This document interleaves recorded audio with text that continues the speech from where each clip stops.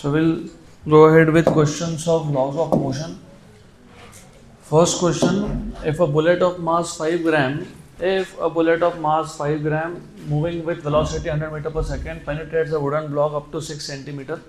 तो there's a bullet जिसका मास दिया है, जिसका इनिशियल स्पीड दिया है, it penetrates inside a wooden block up to 6 centimeter distance covered दिया है, आपको फाइनल स्पीड भी दिया है क्योंकि finally the bullet will stop.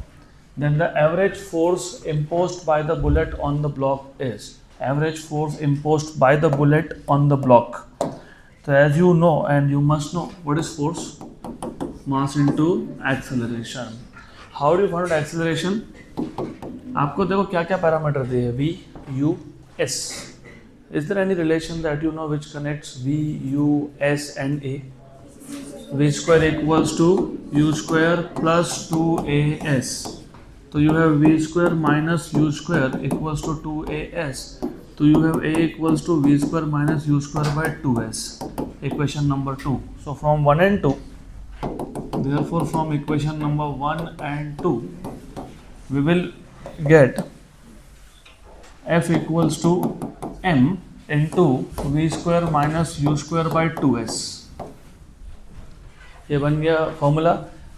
अब इसमें से वैल्यू सब्स्टिट्यूट करनी है. मास इज 5 ग्राम, ग्राम को किलोग्राम में कन्वर्ट कर लेना, तो 5 into 10⁻³ kilogram. Final speed is 0, तो 0 स्क्वायर, और ये नेगेटिव आएगा क्योंकि रिटार्डेशन है, नेगेटिव ही आता है. तो हमको फोर्स का मैग्नीट्यूड पूछा है, doesn't matter. Minus you square, you was 100 का स्क्वायर मतलब 10⁻² का स्क्वायर, दैट विल बिकम 10⁻⁴. 100 का स्क्वायर होगा ये, तो दिस विल बी 100 का square upon 2 into distance.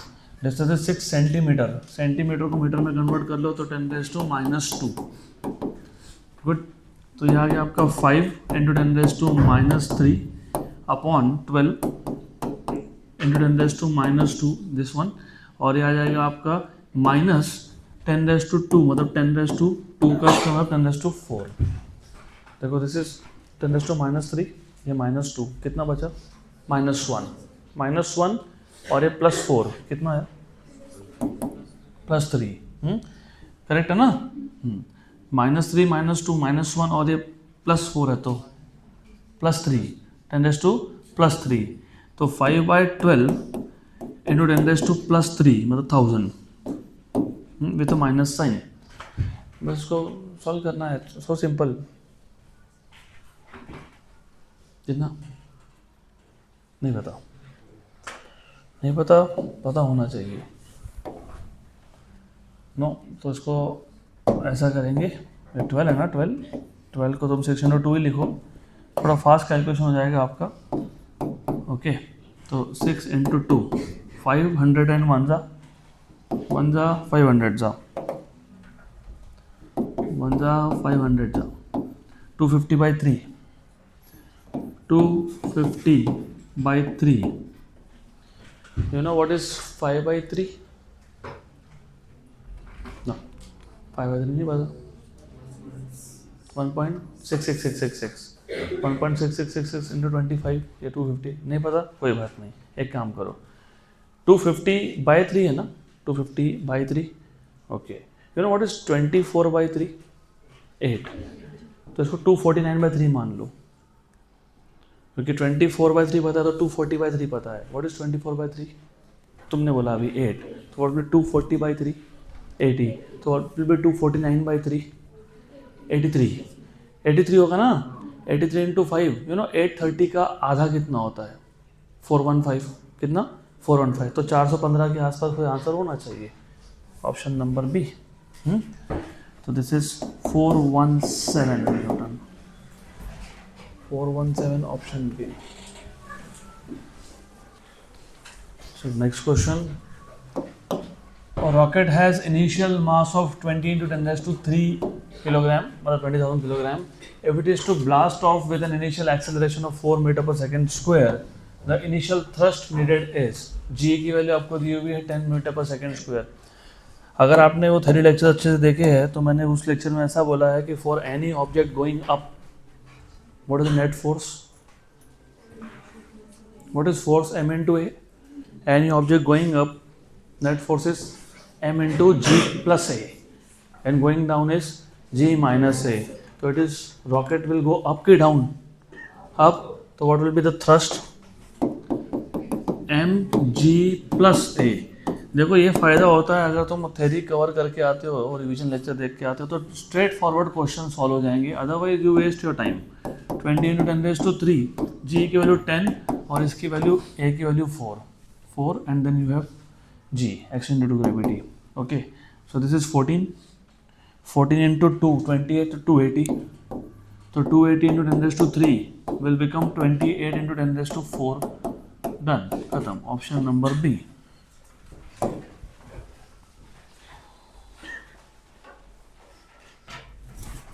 Next question.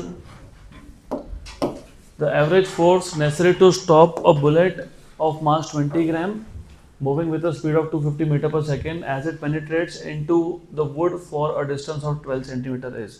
अब ये क्वेश्चन मैंने सिर्फ इसलिए दिया है यहाँ पे so that now you should be able to answer this in 1 or 2 steps. Do you see? यहाँ पे भी एक वुडन ब्लॉक है, पहले क्वेश्चन में भी वुडन ब्लॉक था, ठीक है, ब्लॉक कोई भी हो, doesn't matter. There was a bullet, here there is a bullet. Mass of the bullet in the first case was given to be 5 gram, here it is 20 gram. वहाँ पे initial speed 100 था, यहाँ पे 250 है. वहाँ पे डिस्टेंस था 6 centimetre, यहाँ पे 12 सेंटीमीटर है. वहाँ पे क्या पूछा था? फोर्स. यहाँ पे क्या पूछा है? फोर्स. तो फॉर्मूला सेम होगा कि नहीं? तो मुझे डायरेक्टली फॉर्मूला बताओ जो हमने डिराइव किया था. F equals to m v square minus u square by 2s. Okay, good. तो अगर ऐसा याद रहेगा क्वेश्चन तो फास्ट सॉल्व होंगे. Mass is how much? 20 ग्राम. तो 20 into 10⁻⁻3. Final speed is 0 and initial speed is 250. 250 को मैं 25 इंटू 10 लिख दूंगा, उसका स्क्वायर कर लेंगे. स्क्वायर करना आसान होगा. Upon 2 into S. एस की वैल्यू 12 सेंटीमीटर है इंटू 10⁻⁻2 मतलब मीटर में. गुड. देन इसको सिर्फ अभी कैलकुलेट करना है. You have F equals to 2 into 10⁻⁻2. 0 minus 25 का square 625 into 10⁻⁴ upon this is 24 again. ठीक है, 2 कैंसिल ही कर देंगे. Better off that we will cancel out. तो विल जस्ट कैंसिल आउट 2 2. तो 2 इंटू 10⁻12 2 इंटू 12 इंटू 10⁻⁻2. गुड. तो हो गया, आंसर आ गया, सिंपल. देखो ये और ये हो गया cancel. What you are left with -625 upon 12 into 10⁻⁴. Okay, 2 है बराबर, करेक्ट है. What is wrong? We square 2 okay 4 नहीं 2 है. ठीक है, चलो ठीक है, बता दो कैलकुलेशन तो बताओ. नहीं पता? Calculation are not very hard though. You know what is 12 5 जा? तो 1250 जा 600. 12 5 जा 600 तो 1250 जा 600 ही होता है ना. और ये ऊपर 25 है. व्हाट इज 12 2 जा? हाँ, तो ये लगभग 1 जा एंड 52 जा. तो 52 इंटू 10⁻². देखो ऐसा कुछ इसके आसपास दिख रहा है. देखो ये. Okay, so this is 5.2 into 10⁻3.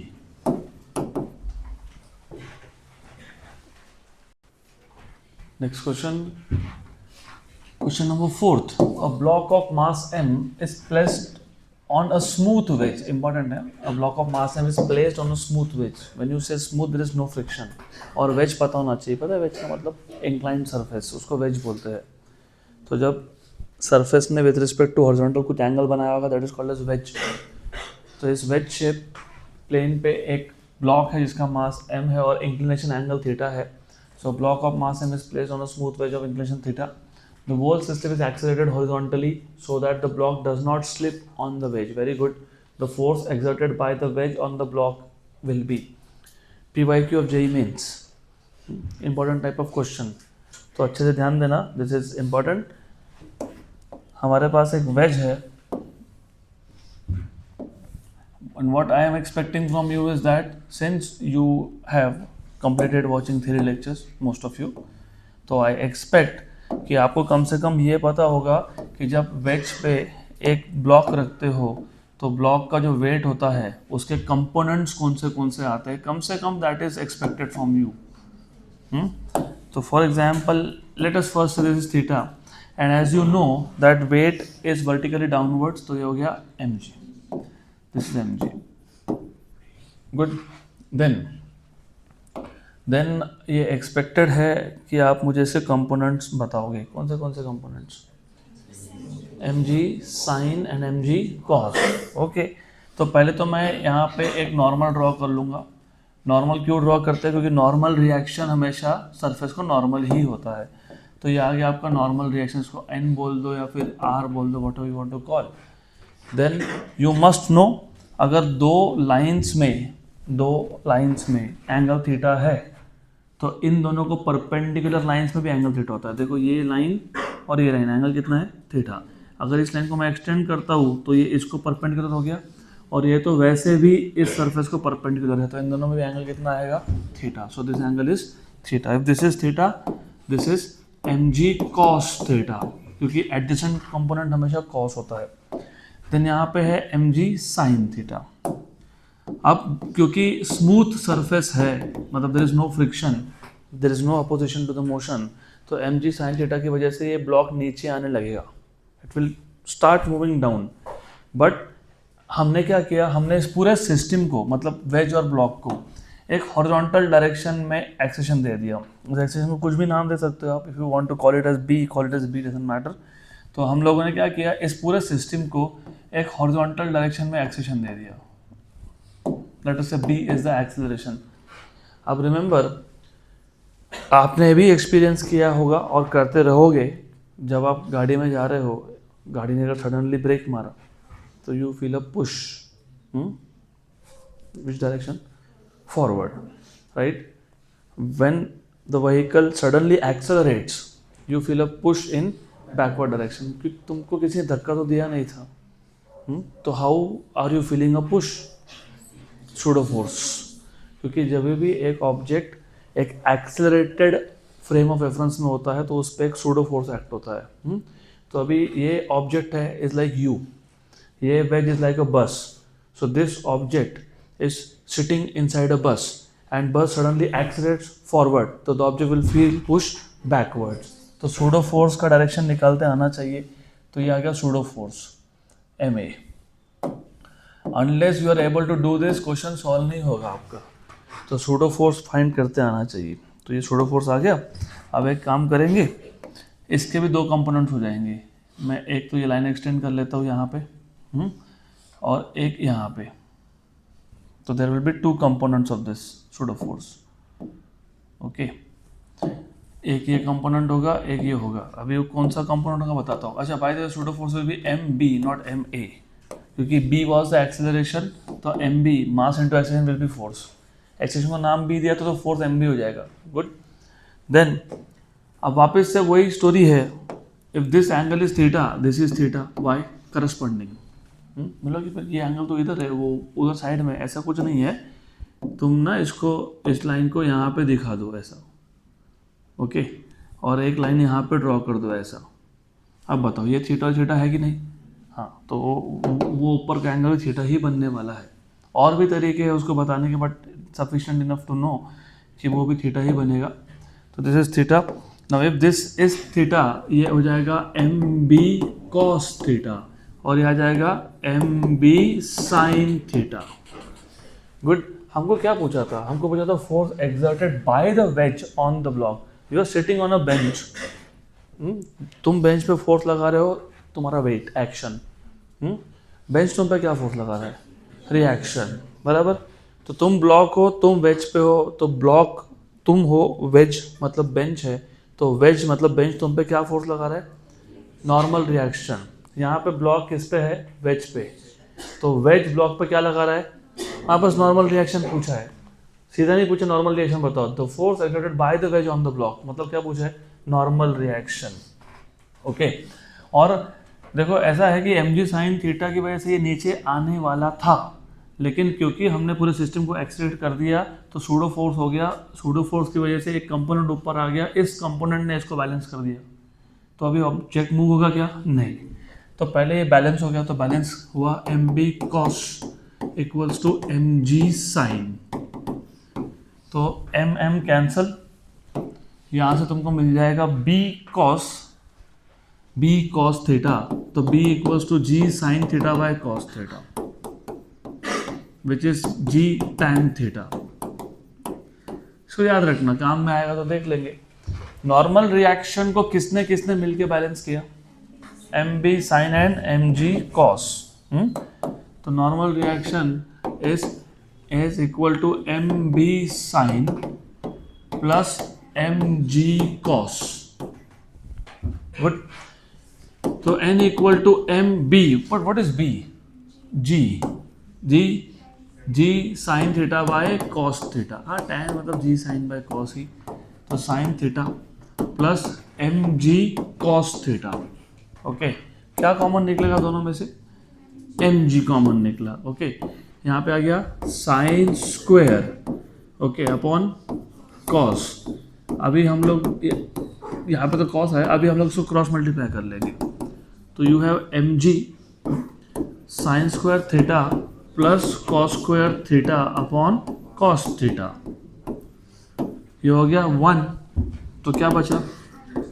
M g by cos theta. तो m g by cos theta, option number D.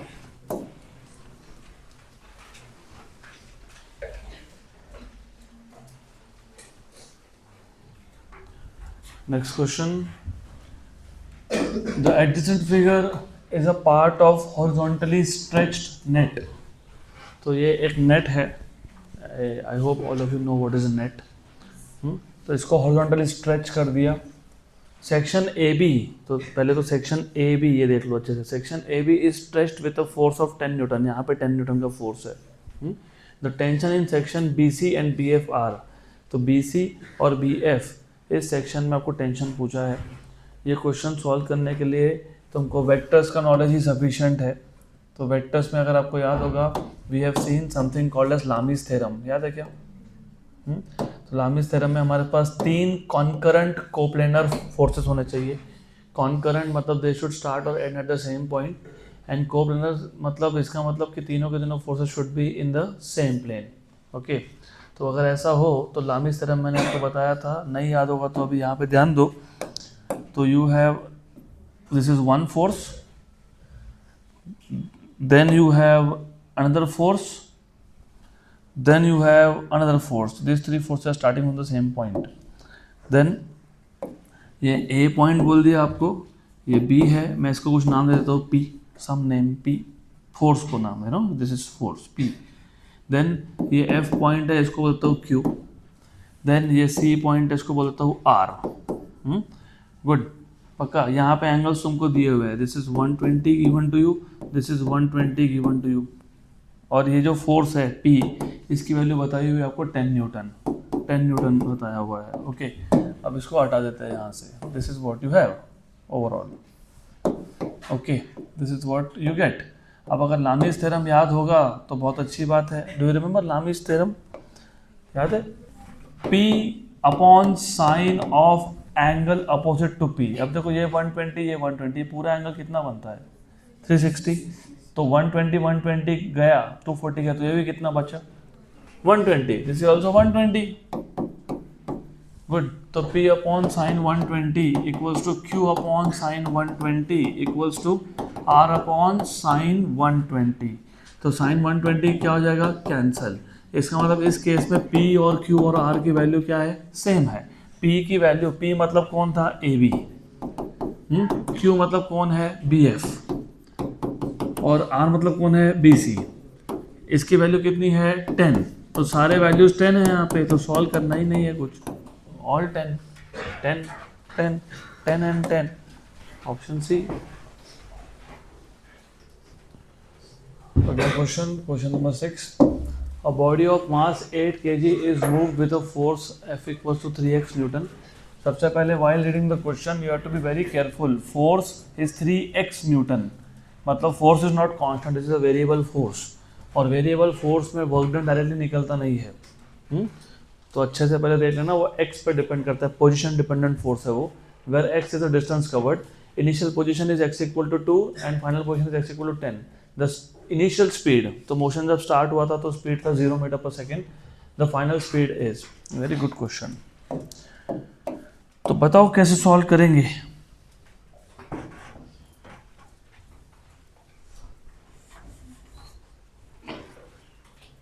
There is something called as work energy theorem, सुना है? नहीं सुना, कोई बात नहीं, it's okay. If you do not remember something fine, पर अभी इसके बाद से it will not be fine, क्योंकि बहुत इजी कॉन्सेप्ट है। चलो एग्जांपल से समझते हैं। लेट अस इमेजिन कि हमारे पास एक हॉरिजॉन्टल सरफेस है, उसके ऊपर एक ब्लॉक एट रेस्ट है, it is not moving, what is the kinetic energy? 0। Okay, अब मैं इस पर फोर्स लगा रहा हूँ, फोर्स वर्क डन करता है, तो फोर्स ने ऑब्जेक्ट को मोशन में लाया, तो हमने जो फोर्स लगाया उसने क्या किया? Work energy which can neither be created nor be destroyed. तो ये जो वर्क एक्सटर्नल वर्क हो वो कहाँ गया? काइनेटिक एनर्जी में कन्वर्ट होगा, बस that is work energy theorem. तो work done is basically converted to kinetic energy. So you say that कि work is equal to change in kinetic energy. ये उसका एक फॉर्म है। दूसरा भी है, एक ऑब्जेक्ट था which is at a certain height, right, उसको उठा के हमने रख दिया एट अ न्यू हाइट, तो यहाँ पे भी क्या हुआ? Work done against gravity. Work done कहाँ गया? Change in potential, that is your work energy theorem. तो इतना पता है सफिशिएंट इनफ। तो you should know that work done on an object is equal to change in, इस case में kinetic energy, क्योंकि यहाँ पे इनिशियल स्पीड 0 दिया, फाइनल पूछा है, मतलब काइनेटिक एनर्जी चेंज हो रहा है, क्योंकि स्पीड चेंज हो रहा है मतलब काइनेटिक एनर्जी चेंज हो रहा है। गुड। ना नॉर्मली तुम वर्क डन कैसे लिखते हो? F इंटू डी एक्स, ऐसे लिखते हो ना, एफ डी एक्स, ऐसे लिखते कि नहीं? यस और नो? यस। ये कब लिखते हैं? जब फोर्स क्या हो? कांस्टेंट। जब फोर्स हो कांस्टेंट, यहाँ पे फोर्स कांस्टेंट नहीं है, अगर x नहीं दिया होता, 3 न्यूटन बोला था तो ये करेक्ट था, लेकिन it is function of x, तो इंटीग्रेट करेंगे। और यहाँ पे change in kinetic energy will become final kinetic energy minus initial, क्योंकि इनिशियल काइनेटिक एनर्जी 0 है, फाइनल नॉन जीरो आएगा क्योंकि इनिशियल स्पीड 0 है। ओके, फिर लिमिट लगा देंगे x1 से x2 तक। गुड। तो हमारे केस में f है 3x dx, 3x is force और साथ में dx है, और हमारे केस में इनिशियल पोजीशन बोला है 2 मीटर, फाइनल बोला है 10 meter, equals to half m v square minus half m u square. U तो 0 है, 3 आ गया बाहर, तो 3 integration x dx from 2 to 10, half m v square minus 0, तो 3x square by 2 from 2 to 10 equal to half m v square. Now m की value दी है ना 8 kg, 8 v square. Okay, good, 1 and 4 जा, then you have 3 by 2 upper limit minus lower limit 4v square, तो you have 3 by 2, this is 100 में से कितना गया? 4, इक्वल्स टू 4v स्क्वायर, तो 3 by 2 into 96 divide by 4 equals to v square. Okay, good. तो I hope you know 1 and 24, पक्का पक्का?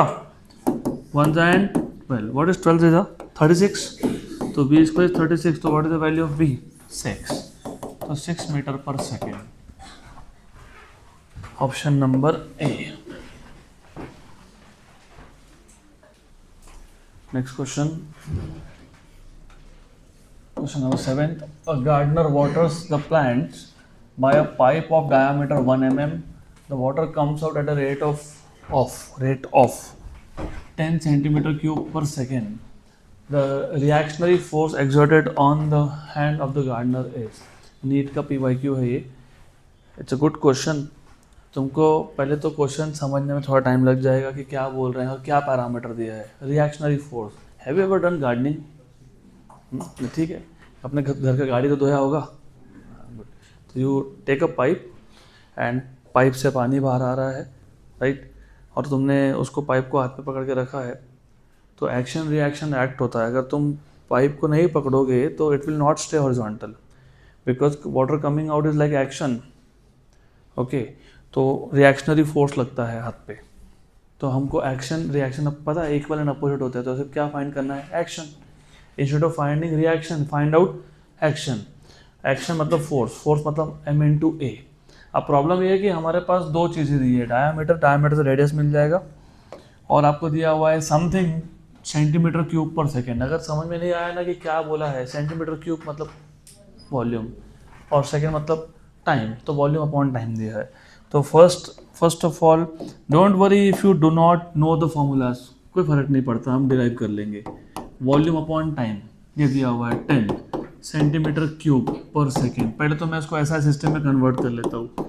Centimetre मतलब 10⁻³ मीटर, सॉरी 2 मीटर, और उसका फिर क्यूब कर लेंगे upon second. So that is 10 × 10⁻6 मतलब -5 मीटर क्यूब पर सेकेंड.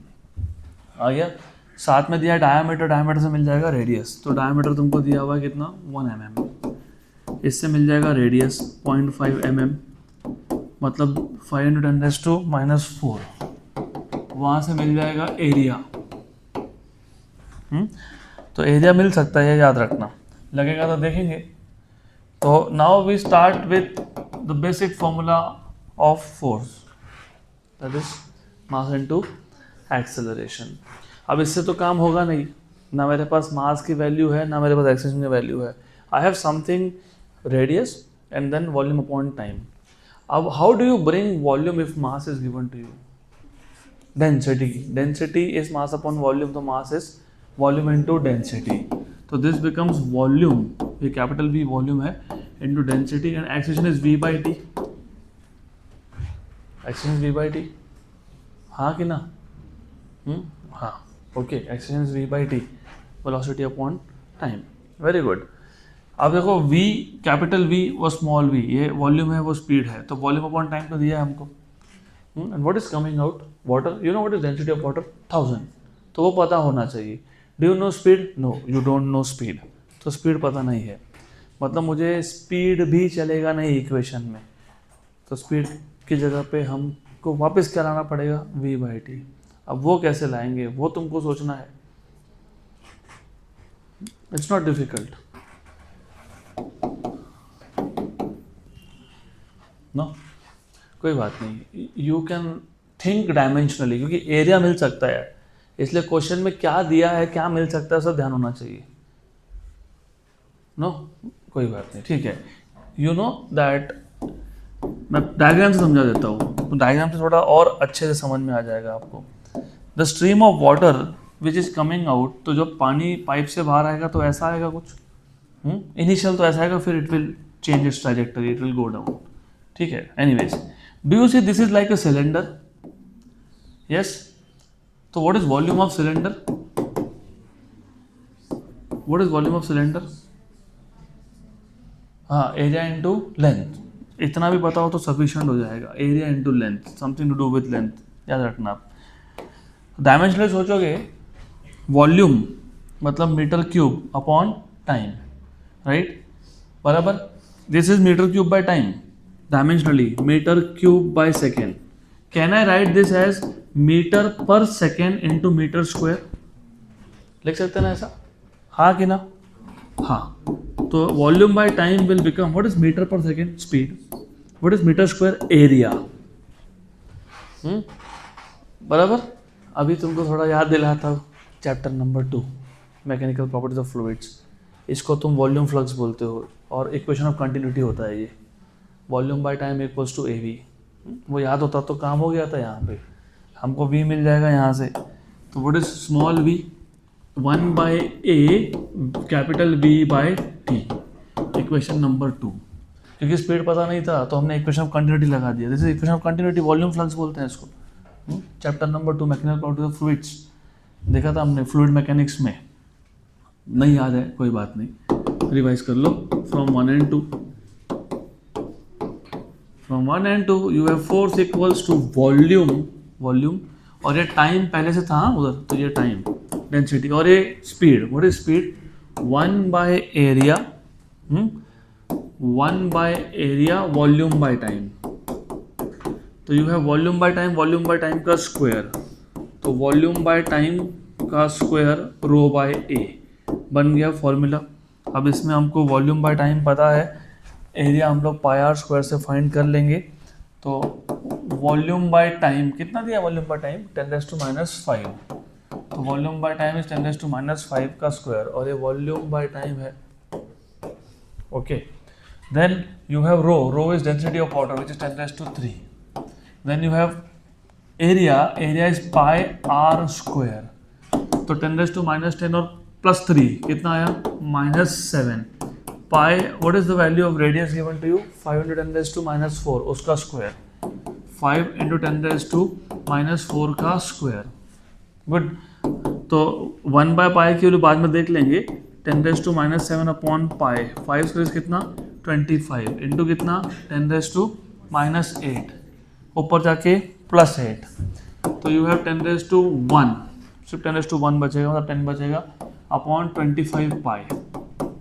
गुड, 25 पाई, तो ये आ जाएगा आपका 2 सा और 5 सा, 2 by 5 is 4 by 10, 4 by 10 is 0.4, 0.4 और 1 बाई पाई की वैल्यू होती है 0.318, इसको 0.32 मान लो, 0.32 और इसको 0.4 ही वो तो 0.32 का पॉइंट फिलहाल भूल जाओ, इसका पॉइंट छोड़ दो, बटे 32 4 सा कितना 128, तो 32 × 4 × 10⁻⁻3, 128 × 10⁻⁻3, 0.128, तो 0.128 के आसपास कोई आंसर होगा, है क्या, है 127 है ना, आ गया 0.127, तो 0.127 दिया है आंसर बराबर, इसको ऐसा लिखेंगे हम लोग 1.27 ×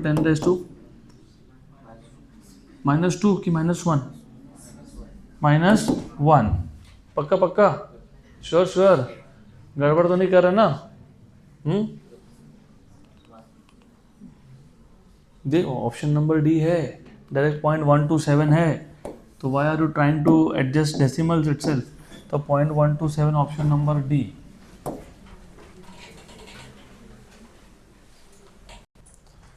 next question,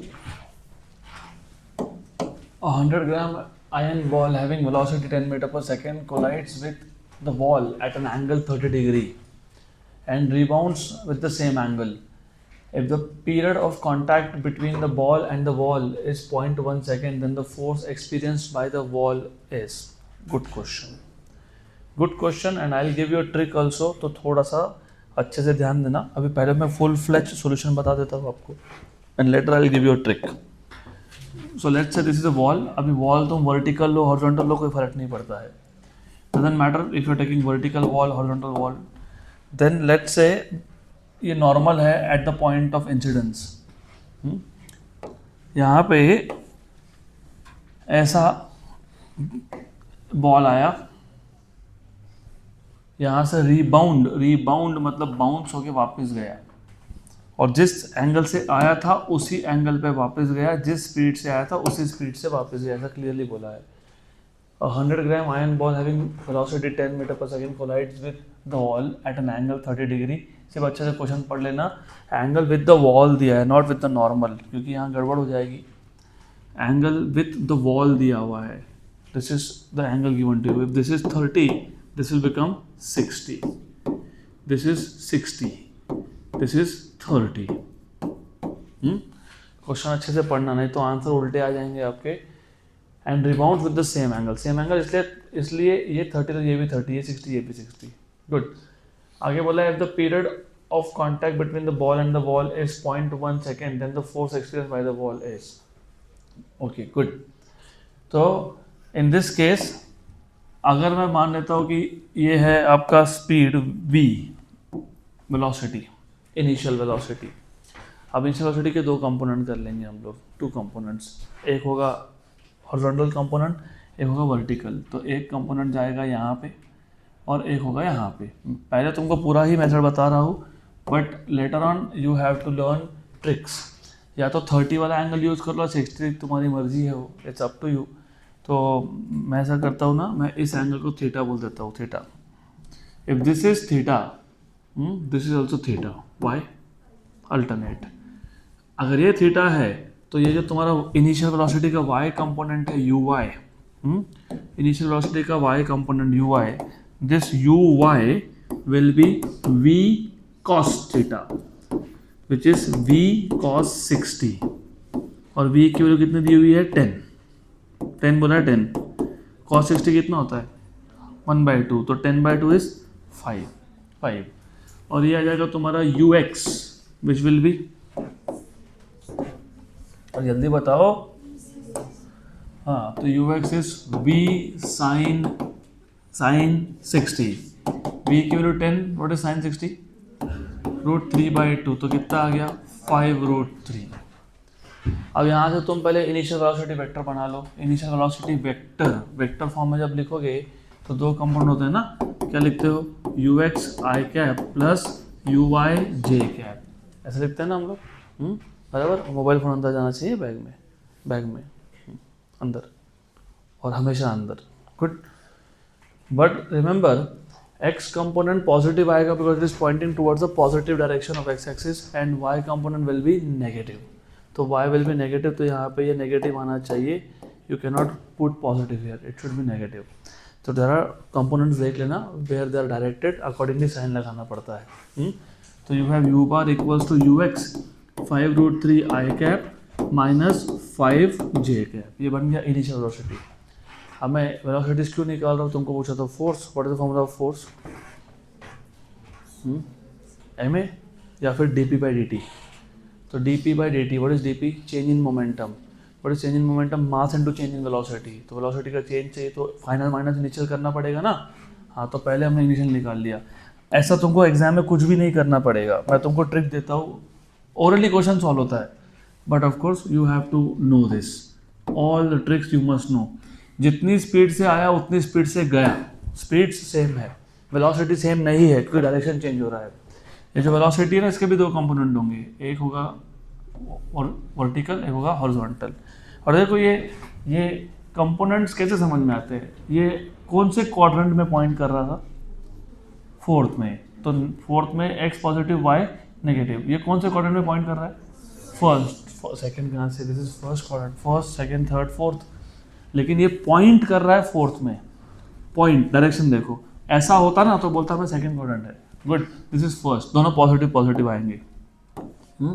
again if this is theta, this is also theta, बराबर, बाय, हाँ करस्पॉन्डिंग, वेरी गुड। तो ये आ जाएगा आपका vy और ये हो जाएगा vx, what will be vy, which component, cos की साइन, cos, ओके गुड, तो आ जाएगा v cos थीटा, पक्का श्योर 100%, वेरी गुड, पक्का है ना, सही है। तो v की value 10, cos of 60, what is cos 60 again 1/2, तो कितना आया 5, what is vx, v sin theta, okay, तो v sin theta 10 into sine 60, तो कंपोनेंट सेम ही आते हैं, कंपोनेंट सेम नहीं होते, सिर्फ साइन चेंज होता है। ये नीचे पॉइंट कर रहा था तो बीच में माइनस था, ये ऊपर पॉइंट कर रहा तो बीच में प्लस आएगा, तो v bar will be vx i cap plus vy j cap, ये आ गया कितना 5 i cap plus 5√3 j cap. Component change नहीं होते हैं क्योंकि एंगल सेम है, स्पीड सेम है, सिर्फ कंपोनेंट्स का डायरेक्शन चेंज होता है। ये ट्रिक की तरफ पहला हिंट है, सिर्फ कंपोनेंट्स का डायरेक्शन चेंज होता है, याद रख लेना ये। So therefore change in velocity मतलब डेल्टा वी बार या फिर d v bar is final velocity minus initial, तो 5 i cap plus 5√3 j cap minus 5 i cap minus minus plus, क्योंकि माइनस ऑफ माइनस हो जाएगा ना, हाँ बराबर, पक्का, गुड, सही है, बराबर। एक तो हाँ बोलो तो ना बोलो, श्योर। ये यू वाई करेक्ट लिखा है क्या अपन ने, ये करेक्ट लिखा है क्या हमने, यस। इधर वी एक्स करेक्ट लिखा है क्या हमने, करेक्ट लिखा है ये, इज इट करेक्ट, अरे हाँ या तो ना, I want to know one, yes और no, yes this is correct. यहाँ पे करेक्ट लिखा है क्या हमने, नहीं, हाँ ओके गुड, क्योंकि कैंसिल नहीं होगा, फिर वो कैंसिल करना है तो कैंसिल कैसे होगा? ओके, अभी कैंसिल करेंगे ना। तो माइनस 5√3,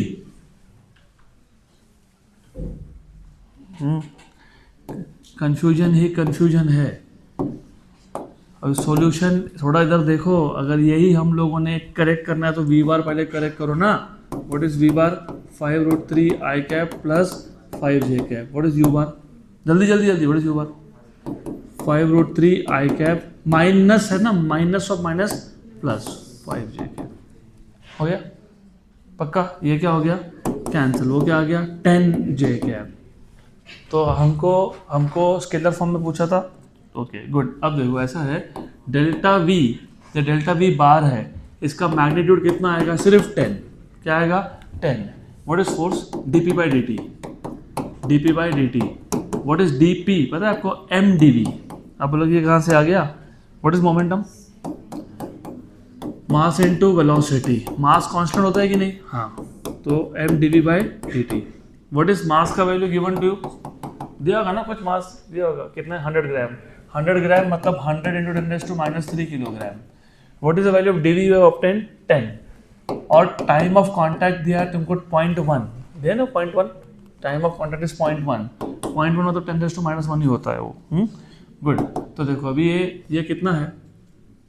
1000 और 10⁻³ कैंसिल। 10⁻1 नीचे बचा, ऊपर आके क्या आ गया? 10⁻+1, तो कितना आ गया? 10। है क्या आंसर? 10। यस। गुड। अब चलो सबका ध्यान है यहाँ पे। अब थोड़ा सा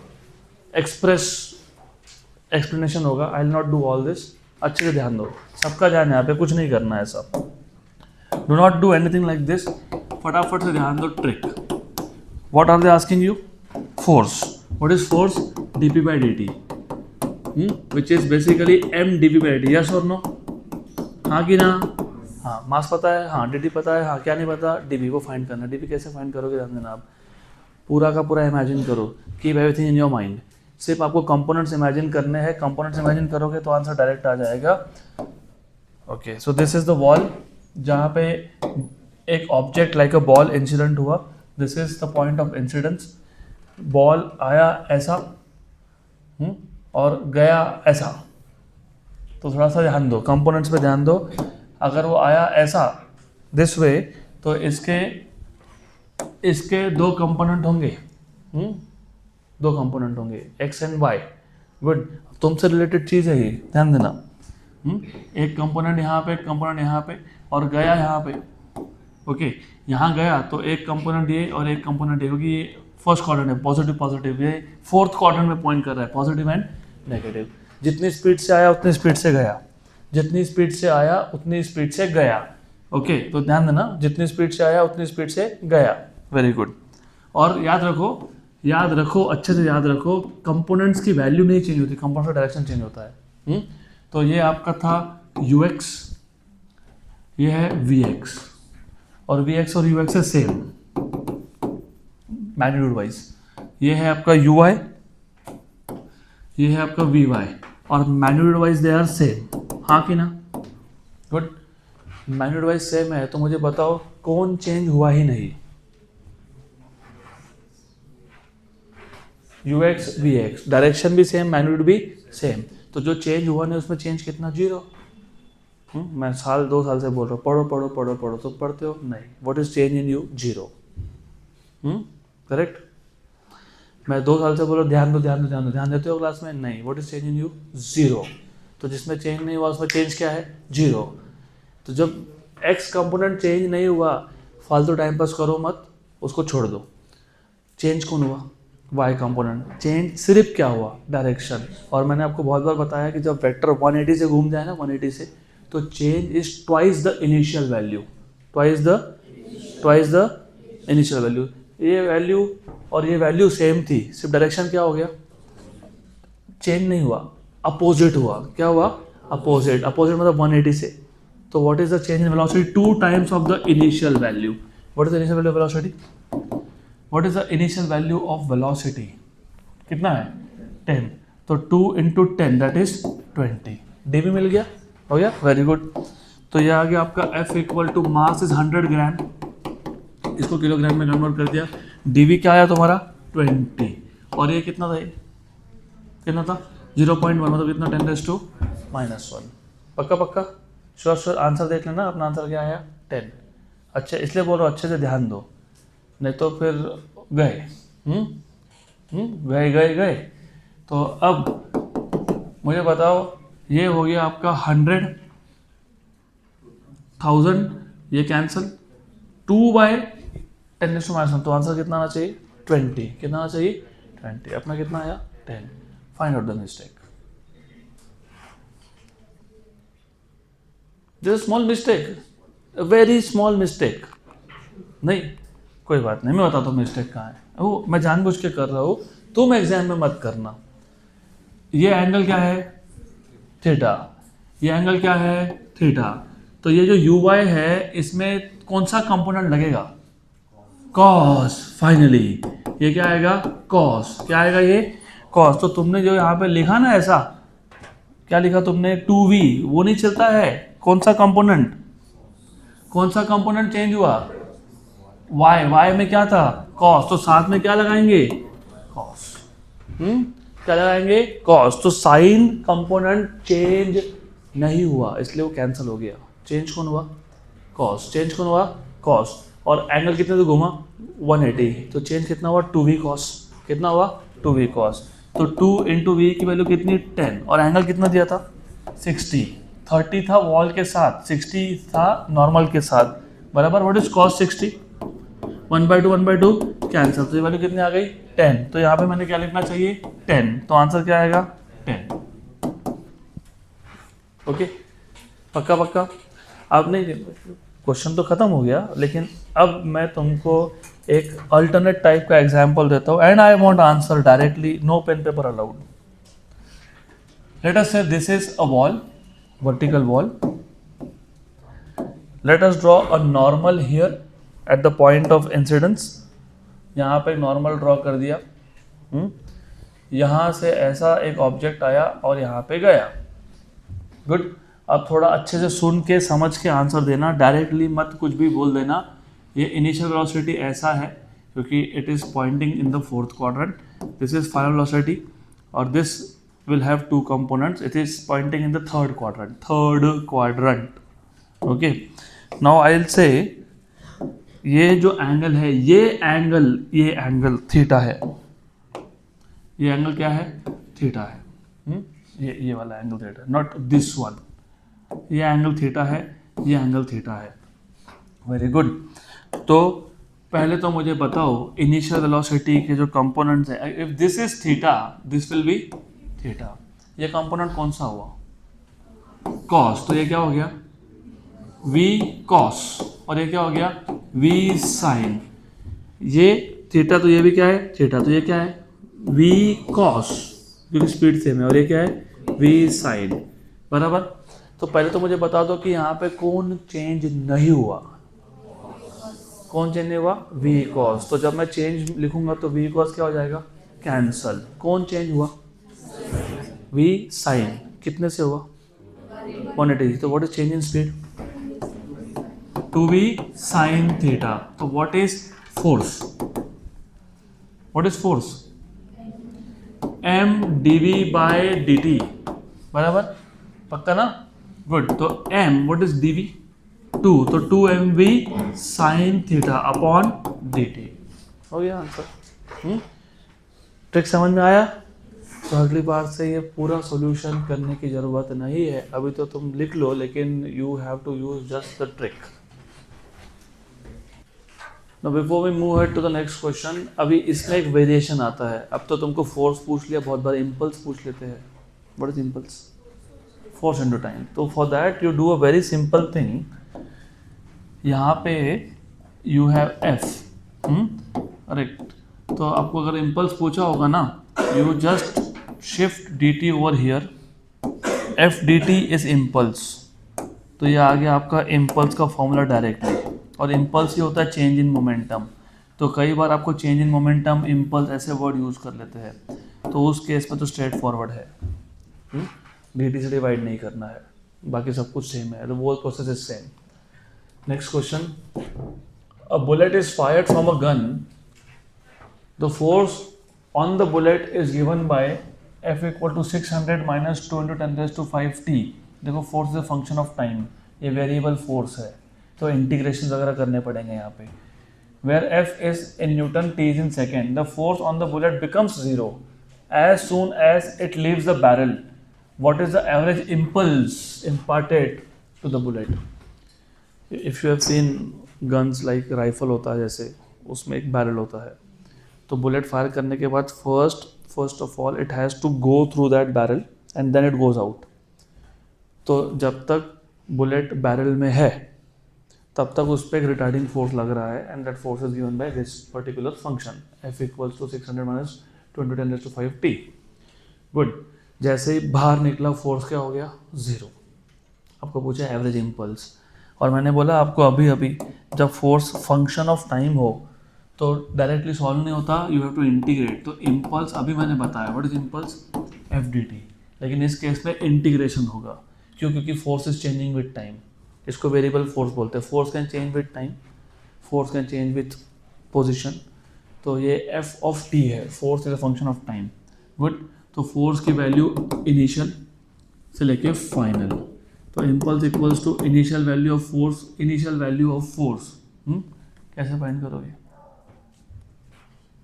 कैसे फाइंड करोगे? एवरेज इम्पल्स को है, बताओ कैसे फाइंड करेंगे? मैं कुछ गलत लिख रहा हूँ इसलिए तो मैं तुमको पूछ रहा हूँ कैसे करोगे. What is the variable of integration here, time. तो लिमिट्स किस पे लगने चाहिए, वेरी गुड, तो T1 टू T2. ओके, तो ये थोड़ा ध्यान दिया करो क्योंकि गलती यही होती है. कॉन्सेप्ट तुमको सब पता होता है, यू मेक मिस्टेक्स हियर.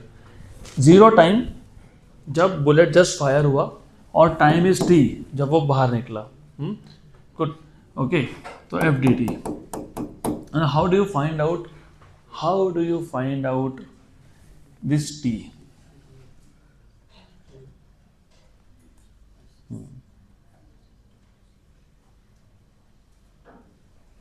कैसे फाइंड करेंगे? फोर्स का इक्वेशन दिया है क्या आपने को, क्या दिया हुआ है, 600 माइनस 2 इंटू 10⁵ बराबर. इन्होंने क्या बोला कि जैसे ही बुलेट बैरल से बाहर गया फोर्स क्या हो गया, तो इसको जीरो सेट कर दो और यहाँ से T मिल जाएगा. तो therefore you have 600 equals to 2 into 10⁵ तो 1 जा एंड 300 जा, तो 300 अपॉन 10⁵, तो T इक्वल्स टू 300 इंटू 10⁻⁵, तो 3 इंटू 10⁻³ होगा वो सेकेंड. ये आ गया आपका final time when the bullet leaves the barrel. अब तुम J इम्पल्स निकाल लो 0 टू T. T की वैल्यू मैं बाद में सब्स्टिट्यूट कर दूंगा FDT, और F वापस यूज कर लो. What is F, 600 minus 2 into 10⁵ dt. इसके दो इंटीग्रल बना लेंगे, एक होगा 600 dt, 600 कांस्टेंट है तो बाहर आ गया, सिर्फ dt बचा. Okay, minus 2 into 10⁵ integration T dt, और दोनों में क्योंकि लिमिट सेम लग रहे हैं तो मैं 0 से T फाइनल लिमिट लगा देता हूँ, कॉमन लिमिट्स. तो यू हैव 600 T, dt का इंटीग्रेशन T होता है 2 into 10⁵. What is integration of T, T²/2 from 0 to T. 2 भी हो गया, कैंसल आउट. गुड. अब क्या करना, सिर्फ upper limit minus lower limit. तो impulse J equals to 600, upper limit T है, लोअर लिमिट 0 है, तो ये टर्म रहेगा -0 होगा. अब ये T की वैल्यू क्या थी, सब्स्टिट्यूट करो. क्या थी T की value, 3 into 10⁻⁻³ correct, minus 10⁵ T². What is T, 3 into 10⁻³ का स्क्वायर. डन. इसको सिर्फ सॉल्व करना है. व्हाट इज 6 3 18, और देखो ये 100 और 10⁻³ तो 10⁻1 बचा, तो कितना आया 1.8 याद रखो. ये आ गया तुम्हारा 3² मतलब 9, 10⁻⁻6 और +5 -1, 9 इंटू 10⁻1 0.9. तो ये आंसर आएगा तुम्हारा कितना, 0.9 न्यूटन सेकेंड, क्योंकि impulse is force into time, newton second, 0.9, option number C.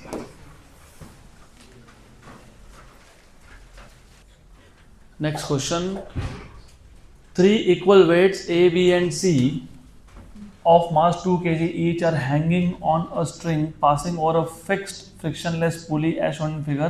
The tension in the string connecting weights B and C is. अभी बुक्स में क्या दिया है, कैसे दिया है, आई डोंट केयर, जो मैं तुमको ट्रिक बता रहा हूँ उस पर ध्यान देना।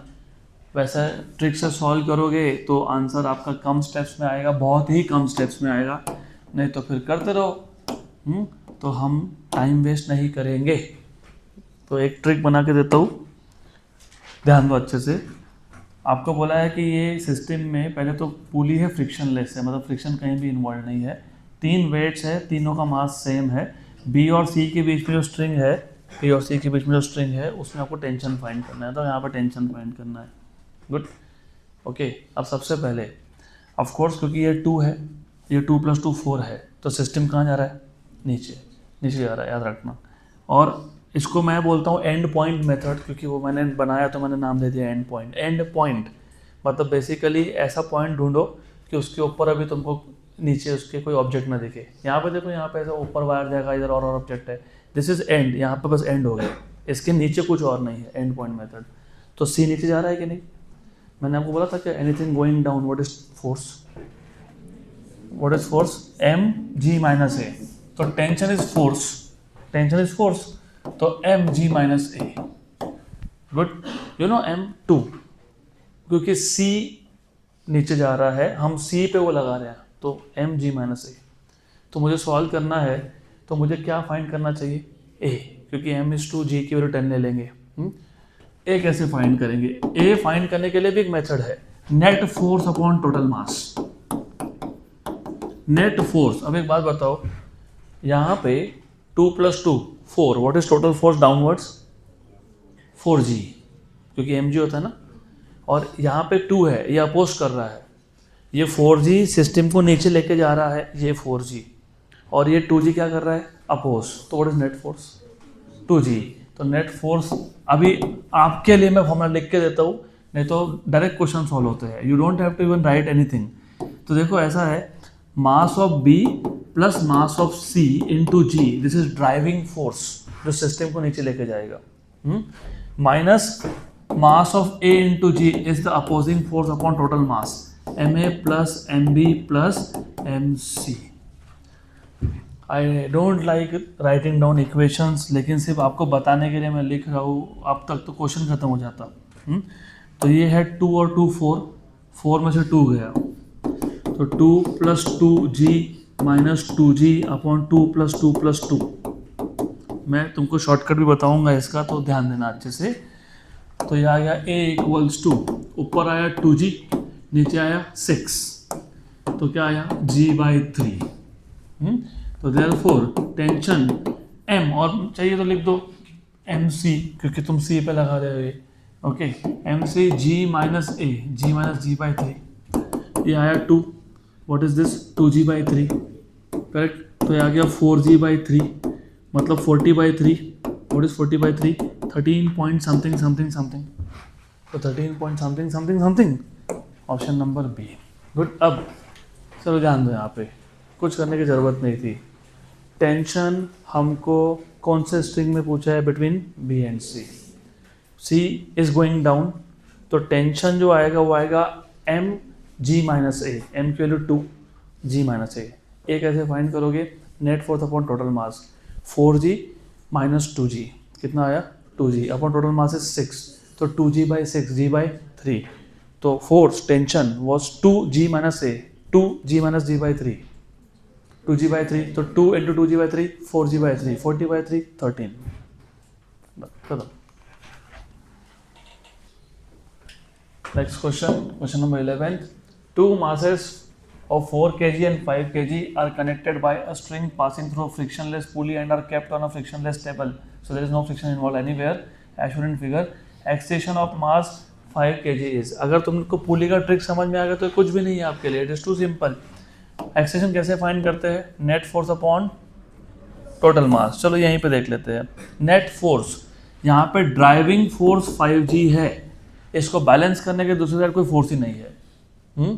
दूसरे साइड पे अपोजिशन का फोर्स कब आता है, जब जब दोनों साइड पे वर्टिकली ऑब्जेक्ट्स हैंग हो, जैसे पिछले केस में था। यहाँ पे क्या है कि इसका जो वेट है ना 4G, उसको नॉर्मल रिएक्शन ने बैलेंस करके रखा है। तो यहाँ पे नेट फोर्स सिर्फ क्या आएगा 5G अपॉन टोटल मास। तो expression is net force upon m total. It is too simple, net force is 5G, total mass is 4 + 5 मतलब कितना 9। ओके, तो 5/9 इंटू 10, व्हाट इज 50/9, 45/9, 5, तो 5 पॉइंट समथिंग, 5 पॉइंट समथिंग हो गया।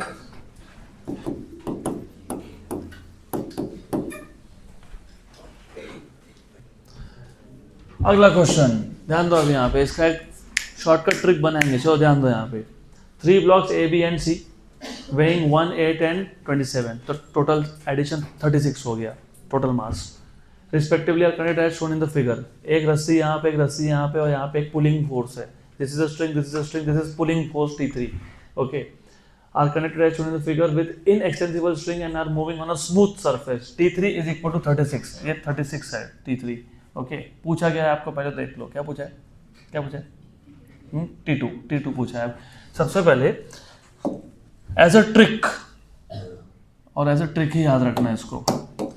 Do you know what is pulling force? Yes, कितना 36, ये 36 है, भूलना नहीं। तुमको टेंशन पूछा है between B and C, between B and C। Tension is force, yes और no? Force is mass into acceleration, yes और नो? यस। तो अब पहले देख लेना, because tension is mass into acceleration. तुमको जिस रस्सी में टेंशन पूछा है उसके पीछे देखो कितना मास दिखता है। T2 के पीछे कितना मास दिखता है, कितना दिखता है? MA और MB। अरे ये रस्सी इन दोनों को खींचेगा ना, हाँ, इनटू एक्सेलरेशन। मैं लिख रहा हूँ, ये जरूरत भी नहीं पड़ती लिखने की। गुड। तो जिस रस्सी में टेंशन पूछा है बस उसके पीछे देख लेना कि मुझे कितना पुल करना पड़ रहा है। करेक्ट, कितना पुल करना पड़ रहा है? MA + MB, याद रखना अभी, into A acceleration. How do find acceleration? Pulling force upon total मास। अब पुलिंग फोर्स, पुलिंग क्यों बोल रहा हूँ? क्योंकि यहाँ पे नेट फोर्स की बात ही नहीं है, यहाँ पे वर्टिकली कोई हैंग ही नहीं हो रहा। तो पुलिंग फोर्स कितना है? T3। और ये T3 किसको किसको पुल कर रहा है? किसको किसको पुल कर रहा है? MA, MB और MC। इसलिए मैंने बोला pulling force upon total mass, pulling force upon total mass. Okay, what is pulling force? 36 है वो, और ये भी 36 है। तो एक्सेलरेशन इज 1, और ये कितना है? 1 + 8। तो देखो ये था 1 + 8, ये था 36 अपॉन 36। तो आंसर कितना आना चाहिए? 9।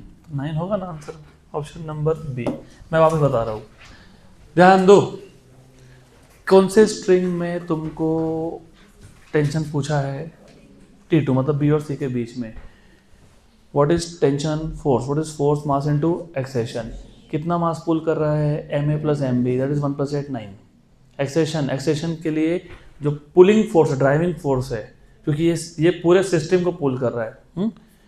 एक्सेलरेशन निकालने के लिए तुमको ड्राइविंग फोर्स अपॉन टोटल मास करना पड़ता है। ड्राइविंग फोर्स कितना है? 36, टोटल मास कितना है? 36। तो एक्सेलरेशन कितना हो गया? 1।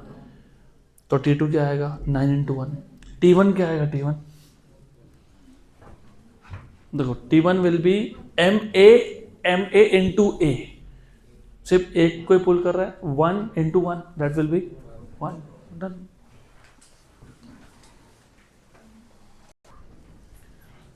नेक्स्ट क्वेश्चन, अभी ये भी इजी है, तो अब इसको हम लोग डायरेक्टली करेंगे। सबका ध्यान मेरे को यहाँ पे चाहिए, सब में तुम भी आते हो, यहाँ ध्यान दो।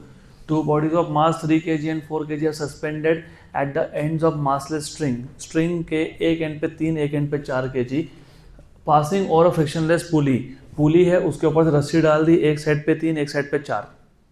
याद रखना, एक्शन सिस्टम इज, तो एक साइड पे 3, एक साइड पे 4 है, ज़्यादा कौन है? 4। तो driving force 4G, opposing force 3G, net force 1G, right. Action कैसे फाइंड करते हैं? Net force by total mass. What is net force? G, total mass is 4 + 3 7, बराबर g/7, g की value 9.8, 9.8/7 is 1 point something, option number C. समझेगा ये? हो गया, good. तो मैं यहाँ पे कुछ लिखने नहीं वाला, जिनको नहीं समझा उनके लिए। रस्सी था, एक साइड 3 kg, एक साइड 4 kg, इसको पुली के ऊपर लगा दिया तो 3 और 4, तो 4 4g या ड्राइविंग फोर्स हो गया, और 3g अपोजिंग हो गया, तो नेट फोर्स हो गया 4g - 3g, that is g upon total mass is 7, तो g/7 दैट इज 9.8/7, तो आंसर आता है 1.4, विच इज करेक्ट। अगला क्वेश्चन,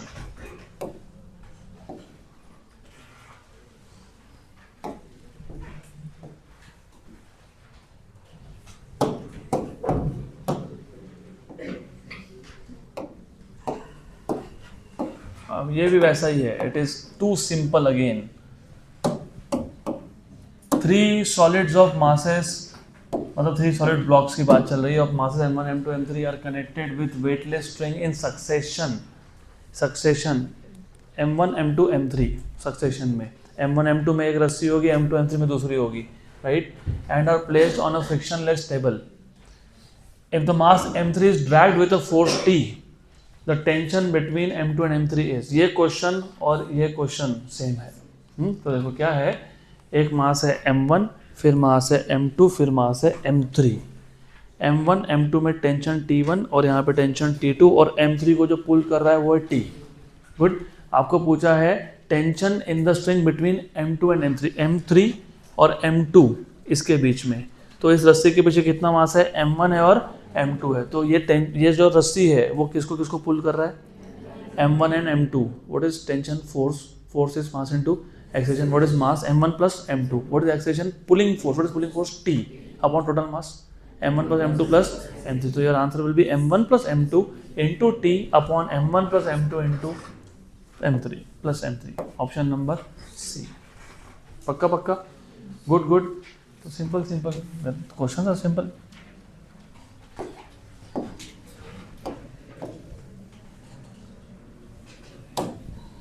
चलो next question, a body of weight 2 kg, ये तो हमने वेक्टर्स में भी सॉल्व किया हुआ है। A body of weight 2 kg is suspended as shown in figure, the tension T1 in the horizontal string in kilogram weight is, बहुत simple है, we have solved this in vectors, we have already done this question, if you don't remember ठीक है देख लेते हैं। सबसे पहले ये जो रस्सी है इसमें जो टेंशन है इसको मैं T बोल देता हूँ, T। तो इस T के 2 कंपोनेंट होंगे, एक जाएगा यहाँ पे, एक आएगा यहाँ पे।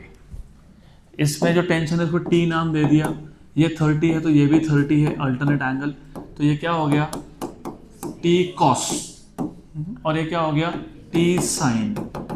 तो T sin ने किसको बैलेंस करके रखा है, 2 kgWT, और आंसर किलोग्राम वेट में ही चाहिए तो कन्वर्ट करना नहीं, फिर T sin 30 equals to 2 kilogram weight, what is sin 30, 1/2, तो व्हाट इज टेंशन का वैल्यू 4, तो 4 kgWT आ गया टेंशन। आपको क्या पूछा था, T1 इक्वल टू क्या आएगा, T cos 30, what is T का वैल्यू 4, व्हाट इज cos 30, √3/2, तो कितना आया 2√3, ऑप्शन सी।